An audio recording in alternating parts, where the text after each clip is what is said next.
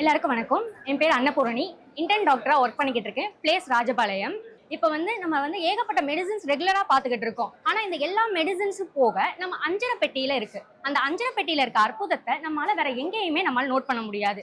எனக்கு பர்டிகுலரா சொல்ல போனா மிளகு ரொம்ப பிடிக்கும். நம்ம நார்மலா சொல்ல போனா இருமலுக்கு சளிக்கு தான் மிளகு எடுக்கணும் நம்ம நினைச்சுக்கிட்டு இருக்கோம். ஆனா இருமல் சளிக்கு மிளகுங்கிறத விட டே டு டே யூஸ் பண்றதுல மிளகு யூஸ் பண்ணிக்கிட்டே வந்தோம்னா டைஜஷனை ஹெல்ப் பண்ணும். அதே நேரத்தில் நமக்கு சளி பிடிக்கவே பிடிக்காது.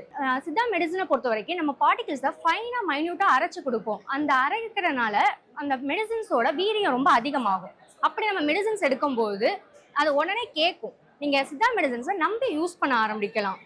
அஞ்சரை பெட்டியில நம்ம சீரகம், வெந்தயம் எல்லாமே இருக்கும். இந்த பொருட்கள் பார்த்தீங்கன்னா டீடாக்சிஃபை பண்ண உடம்ப தன் நிலைக்கு திரும்ப கொண்டு வர்றதுக்கு ரொம்ப பயனுள்ளதா இருக்கும். அப்படி நம்ம உடம்ப திரும்ப நம்ம நிலைக்கு கொண்டு வரும்போது எல்லாமே சரியா நடக்கும். அதுக்கு நீங்க எதுவுமே வித்தியாசமா பண்ண வேணாம். டெய்லி நீங்க அந்த அஞ்சரை பெட்டியில பாக்குற பொருட்கள்ல ஒவ்வொன்றா ஒரு நாள் பட்டையை எடுத்து அதை ஜஸ்ட் நீங்க கொதிக்க வச்சு அதை குடிச்சா போதும்.